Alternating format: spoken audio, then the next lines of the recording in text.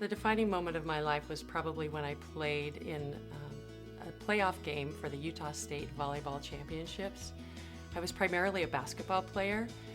I'd spent since 8th grade on going to summer camps, playing a lot of basketball. I was recruited quite heavily for basketball, but I happened to play out of my head in this volleyball game at States, and Coach Elaine Michaelis from BYU was in the stands to see me play the game of my life.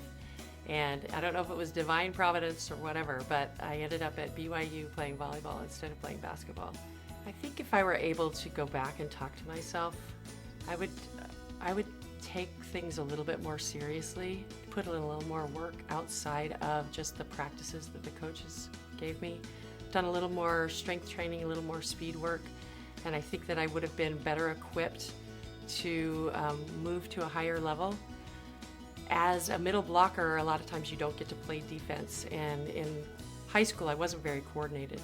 So the coach had a great opportunity to let more people play by having me play just across the front row and then having a little short, faster person across the back row.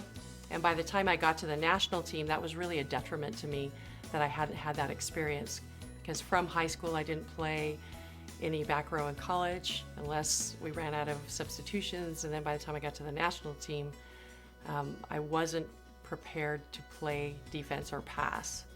And at the time that I was there, they had a single substitution rule on the national team.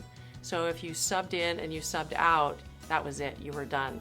So I'd play across the front row for 3 rotations, and then I'd come out, and that was it.